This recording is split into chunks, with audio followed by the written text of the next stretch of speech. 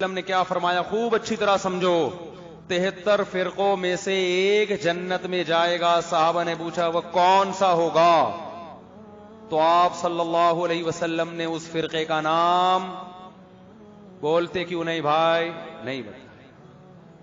ورنہ حق اور باطل آپس میں کیا ہو جاتے؟ خلط. قیامت تک ہم یہی سوچتے رہتے کہ یہ والا جو نبی نے جو نام بتایا تھا وہ یہ والا ہے یا وہ جیسے مسلم لیگ نون قاف میم آ گئی نا، سارے مسلم لیگ ہیں. کوئی نون بن گیا، کوئی کیا بن گیا؟ قاف. اب سچی مچی کی مسلم لیگ کون سی ہے؟ یہ جب تک سیاست میں آپ ماہر نہ ہو آپ کو تھوڑی پتہ چلے گا. تو ایسے ہی وہ نبی کوئی نام بتا دیتے تو سچی مچی کا وہ کون سا ہے وہ تھوڑی پتا. جو باطل ہوتے وہ پہلے نادرا سے رجسٹریشن کروا دیتے اپنی جا کے. باطل لوگ تو ان چیزوں میں بہت آگے ہوتے ہیں. تو اس لیے آپ صلی اللہ علیہ وسلم نے ایک علامت بیان کی، بڑی زبردست علامت. دودھ کا دودھ، پانی کا پانی کر دیا اس علامت. فرمایا ما انا علیہ و اصحابی.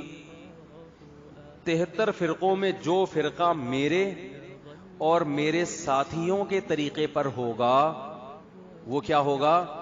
جنت. آج باطل نے کیا کیا کہ صحابی کے لفظ ہی میں گڑبڑ شروع کر دی ہے. سمجھ رہے ہیں؟ ڈاکٹر نے آپ کو پرہیز بتایا کہ انڈا نہیں کھانا. آپ کو انڈا بہت پسند تھا. آپ نے انڈے کو کوئی نام دے دیا، آلو کہہ دیا. انڈے پہ موٹا موٹا لکھ دیا کیا یہ آلو. ابال کے کھا گیا. کہا ڈاکٹر نے انڈا کھانے سے منع کیا ہے جبکہ یہ انڈا نہیں ہے، یہ کیا ہے؟ آلو ہے. تو اب آپ اسے کیا قرآن و حدیث سے دلیل دو گے؟ ہیں؟ بولتے کیوں نہیں؟ آپ اسے ڈکشنری اور لغت سے دلیل دو گے کہ ابے یہ ڈکشنری اٹھا کے دیکھ، اس میں انڈا بنا ہوا بھی ہے. اٹ از کالڈ انڈا.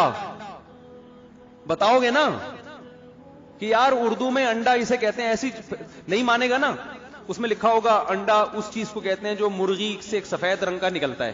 ہو سکتا ہے کوئی گلابی انڈا لا کے دکھا دے وہ کہ یہ تو سفید نہیں، یہ کیا ہے؟ گلابی. تو آپ کیا کرو گے؟ آپ ایسی ڈکشنری خریدو گے جس میں چیزوں کے ساتھ ان کی تصویریں بنی ہوئی ہوتی ہیں، انڈا بنا ہوا ہوگا. اب اگر وہ یہ کہے کہ میں اس ڈیفینیشن کو نہیں مانتا، اس کا مطلب بھائی تو اپنی جان کا دشمن ہے. تو کھاتا رہے انڈے، مرے گا. آج صحابہ کے دشمن نے صحابی کی ڈیفینیشن کو کیا کر دیا؟ بولو بھائی، چینج. دیکھو یہ حدیث بڑی جامع ہے، بہت جامع حدیث ہے. اس سے تمام قسم کے فرقوں کا دودھ اور پانی کا پانی ہو جاتا ہے. سب سے پہلے فرمایا ما انا علیہ، جس پر میں ہوں. یہاں سے بات کیوں نہیں شروع کی جو قرآن پہ چلے گا؟ اس لیے کہ جتنے باطل فرقے ہیں ان میں بہت سے ایسے ہیں جو حدیث کے منکر ہیں. یہ قرآن تو ایک ایسی جگہ ہے جس کا کوئی بھی انکار نہیں کرتا. یہاں آ کے سارے کیا ہو جاتے ہیں؟ جمع ہو جاتے ہیں. کیونکہ یہ اسلام کے اندر ہی ہوں گے نا 73. تو ہر شخص لیبل اسلام کا لگائے گا. تو اسلام کے لیبل کے لیے اسے سب سے پہلے سہارا قرآن سے لینا پڑے گا.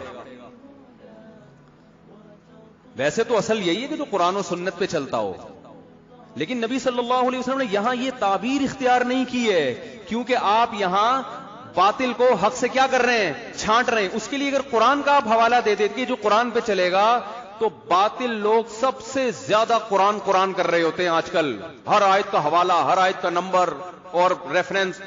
اور جو قرآن کے ماہر نہیں ہیں تو ایسے لوگوں کے لیے ان کو بیوقوف بنانا آسان ہوتا ہے.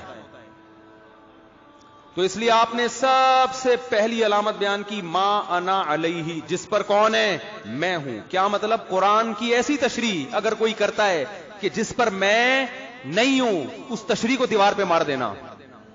آمدی صاحب کی قرآن کی درجنوں ایسی تفسیریں انہوں نے کی ہیں جو رسول اللہ صلی اللہ علیہ وسلم جس پر بولو بھائی نہیں تھے. منکرین حدیث پرویزی فرقہ وہ سرے سے حدیث کو حجت مانتا ہی نہیں ہے. لہذا وہ تمام لوگ اس حدیث سے کیا ہو گئے؟ باہر نکل گئے. دوسری بات آپ نے فرمائی وَأَصْحَابِي، بعض لوگ ایسے آئیں گے جو میری حدیث کو مانیں گے لیکن اس کی تشریح ایسی کریں گے جس پر میرے صحابہ، بول لو کیا ہو گیا یار، نہیں تھے. تبھی ہم ہر حدیث میں دیکھتے ہیں کہ صحابہ نے اس پر کیسے عمل کیا. یہ جو آج کل ایک مزاج چل پڑا ہے نا کہ حدیث کا ریفرنس، یہ کافی نہیں ہے. یہ ایسا ہی ہے جیسے منکرین حدیث قرآن کا ریفرنس دے رہے ہوتے ہیں، حدیث کو کہاں لگا دیتے ہیں؟ سائیڈ پہ، اور فنڈر گیری شروع کر دیتے ہیں کہ یار ہم تو ہر بات قرآن سے کرتے ہیں. جس کو حدیث کا نہیں پتا وہ ان کی باتوں میں آ جاتا ہے. تو یاد رکھو، اسی طرح بعض لوگ حدیثوں کے ریفرنس یاد کر کے بیٹھے ہوئے ہیں لیکن صحابہ کو کیا کر دیتے ہیں؟ سائیڈ پہ. مشرکین مکہ یہ کہا کرتے تھے لو کان خیرا ما سبقونا الیہ، یہ قرآن مجید کی آیت ہے کہ اسلام اگر خیر ہوتا، سیدھا راستہ ہوتا، تو یہ جو عرب کے غریب لوگ، حضرت بلال حبشی، خباب ابن ارت جیسے لوگ، یہ لوگ ہم سے پہل نہ کرتے. یعنی ہم قوم کے سردار ہیں، ہم تو ہر خیر میں سب سے آگے ہوتے ہیں. تو یہ ابو بکر، عمر، عثمان، علی رضی اللہ عنہم، یہ جو صحابہ ہیں نا، یہ ہم سے پہلے اس طرف چلے گئے، یہ اس کی علامت ہے یہ خیر کا کام نہیں ہے، کیونکہ ہم تو عرب کے سردار ہیں، ہم تو بڑے لوگ ہیں، ہر خیر میں ہم پہلے آگے ہوتے ہیں. تو ہمارا پیچھے ہونا خود اس کی علامت ہے کہ یہ کام کیا ہے، جس راستے پہ یہ چل رہے ہیں یہ غلط ہے. نہیں آ رہی بات؟ یہ ان کا عقیدہ تھا. ہمارا عقیدہ کیا ہے؟ اگر کوئی خیر کی چیز ہوتی، وہ کہتے تھے ما سبقونا، ہم کہتے تھے لسبقونا، لام تاکید کے لیے. اگر کوئی خیر کی چیز ہے تو صحابہ یقیناً ہم سے پہل کرتے. نہیں کی اس کا مطلب اس میں خیر نہیں ہے. یہ قرآن و حدیث کے نام پہ بیوقوف بنایا جا رہا ہے. بہت مشکل ہے بھائی، بہت مشکل ہے اس زمانے میں بات سمجھانا. پولیس والوں کو بھی بہت مشکل ہے. تو پولیس کیسے سمجھائے گی آپ؟ تو آپ بتاؤ، مشرکین مکہ والا عقیدہ رکھتے ہو یا قرآن و سنت والا؟ مشرکین مکہ کہتے تھے کہ اگر اس میں خیر ہوتی تو یہ ہم سے پہلے نہ جاتے. قرآن نے مشرکین کے اس قول کو رد کرنے کے لیے بیان کیا. اس کا مطلب قرآن بزبان حال یہ کہہ رہا ہے کہ ان کا پہل کرنا اس کی علامت ہے کہ یہ کیا ہے؟ خیر ہے. بہت سی حدیثیں اس وجہ سے رد کر دی جاتی ہیں کہ صحابہ نے اس پر عمل نہیں کیا. یہ میں مثالیں دیتا ہوں. نبی صلی اللہ علیہ وسلم نے قبر پہ شاخ لگائی کہ جب تک یہ شاخ ہری ہے عذاب قبر نہیں ہوگا. علماء کہتے ہیں عام آدمی کے لیے یہ عمل سنت، بولو بھائی، نہیں ہے، کیونکہ صحابہ نے کبھی نہیں ملتا کہ کسی قبر پہ کیا لگائی ہو؟ شاخ.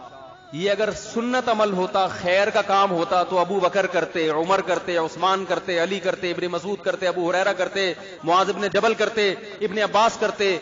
نہیں کیا اس کا مطلب یہ عمل سنت نہیں ہے.